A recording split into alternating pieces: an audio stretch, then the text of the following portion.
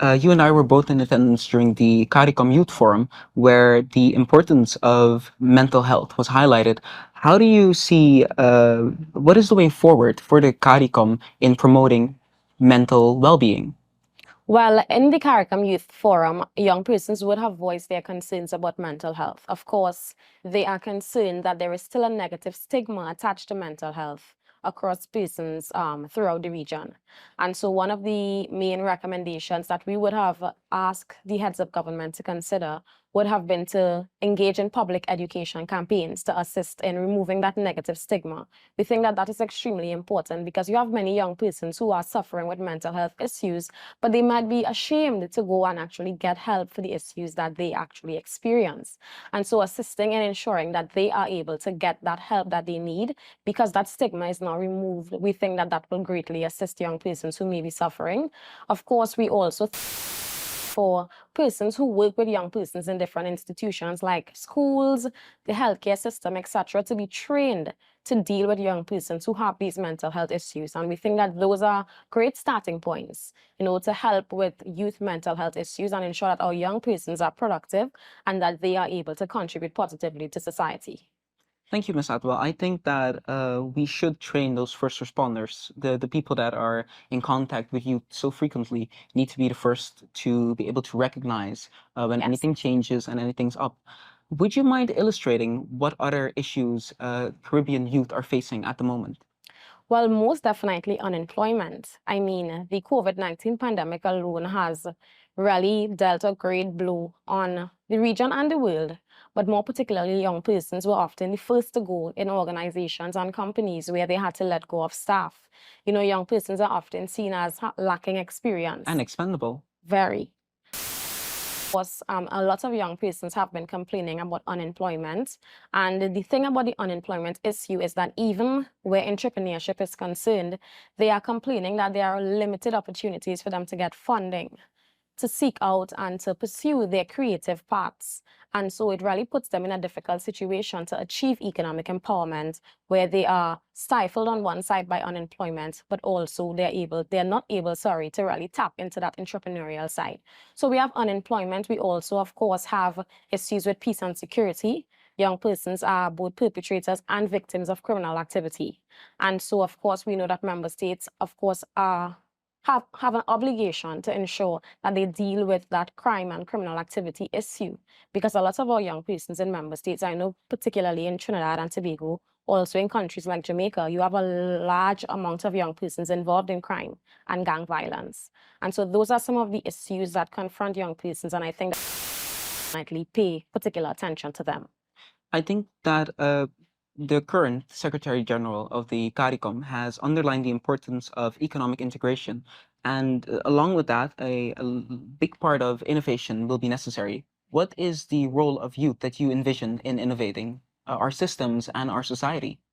Well, young people, by our nature, we are creative and we are innovative. We always bring a fresh perspective to what is already existing. And so I think in any efforts to modernize or to innovate, to pursue and to achieve any level of innovation in a society, it's very important for governments to include young persons in the process.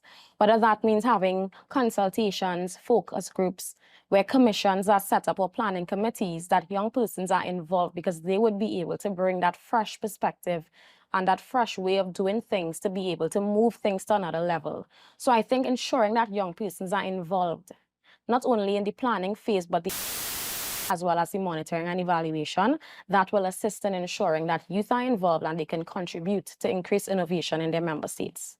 Focusing on the CARICOM guidelines and the mandates, and focusing on the implementation thereof, one of the sentiments that is conveyed in the CARICOM is that we would. Oh shit! Sorry, I think that's it's my fault. Sorry, R. If There, we will start. Oh, yeah, yeah. if wait. Those are the reminders that we have a meeting soon. Yeah. Okay. Dus wij moeten ook afronden, want wij hebben. Oké, prima. Ja, mag ik dan heel even spieken? Wait. Yeah, okay. I think I have two questions, and yeah, we'll do that. Okay. 3, 2. Focusing on the CARICOM mandates and the implementation thereof, one of the sentiments that's conveyed that we would have to give up a piece of our individual identity to come together as one community. What are your thoughts about this? Well, as an integrationist, I am all for achieving a deeper level of integration. And you do tend to find a lot of young persons advocating for a greater level of integration because we can see the benefits that might accrue if we are able to work together a bit more and achieve a certain level of deeper integration. However, of course, as you know, member states are in many instances unwilling to let go of that level of individual sovereignty to achieve a common purpose. But I think it's very important, especially for young persons who are entering into politics, that you have young persons who are very much integration forward. Young persons who can see the benefits, or persons in general who can see the benefits that might accrue if we are able to achieve a deeper level of integration. Because of course, at this stage where we are, while we do work together, while we have come together and we discuss these pertinent issues, you still have sometimes persons going back to their individual member states and not carrying out what has been agreed upon. So I think that definitely a deeper level of integration is necessary. Of course, it's not going to happen overnight. It's going to take a number of years.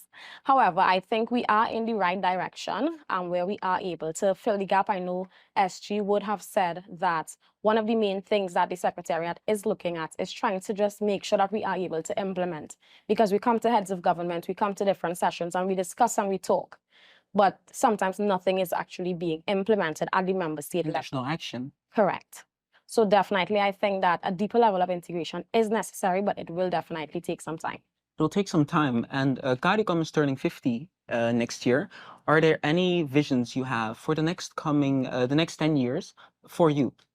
Most definitely, I would like to see more meaningful. Since I mean, my presence being here at the heads of government, I think it is a great starting point. We have a long way to go. Since the declaration of Paramaribo on the future of youth in the Caribbean community, we still have lots of gaps in terms of implementing what has been agreed upon previously by member states.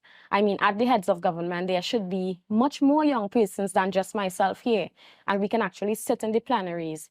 It's not necessary that we need to, have a say on each and everything, but sit down, see what it's like, experience, whether you're attending with a delegation, you have a say, you're able to contribute to the decision-making process. Because when you have young persons, obviously those who are in power and those who are the heads of government, they will not be the heads of government forever. Some persons have to come after them.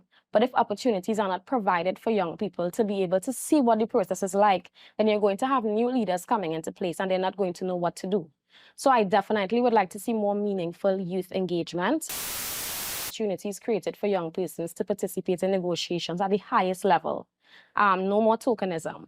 Young persons are at the place where we are saying, we no longer want to be used to just be decoration or just to sit and do nothing. Exactly.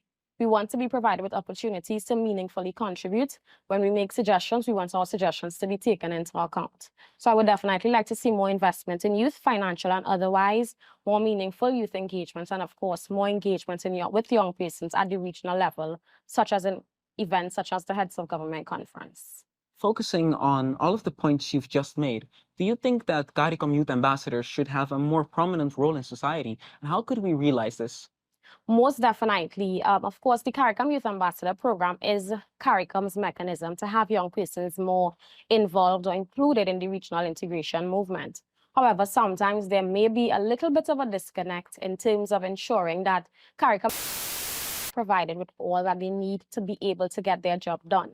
And so, of course, over time, we have, of course, been advocating for greater support mechanisms and a revision of the program of the CARICOM Youth Development Action Plan. All of these mechanisms assist in ensuring that the CARICOM Youth Ambassador Program is successful. So, of course, the CARICOM Youth Ambassador Program would definitely need to be revised to, meet the needs of young persons in this century. And of course, we look forward to the support from the Secretariat in that regard. Ms. Atwell, before we end this session, I would like to convey what many of the youth I've spoken with over the last few weeks have said. They believe that they don't have a role anymore, that governments don't listen to them, that they don't have a way of speaking up. What is your message to those youth? My message to those young persons would be to find a space. If a seat is not put for you, create that seat, and you have to make space for yourself.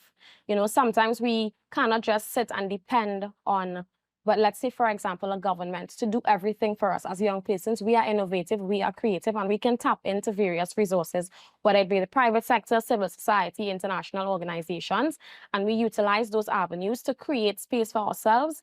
And then hopefully we are able to accomplish a significant amount of goals through that, and able to mobilize and empower other young persons in the process. If the seat doesn't exist, we make it. We have to create that seat for ourselves. Thank you, Ms. Atwell. It was a pleasure and an honor to speak with you. And I look forward to debating and discussing youth-related items with you in the future. Thank you. Thank you so much for having me. Thank you, Ms. Atwell. This was another episode of Caribbean Connect. We'd love to see you in the next episode. My name is Matay Samuel. Have a nice the rest of your day.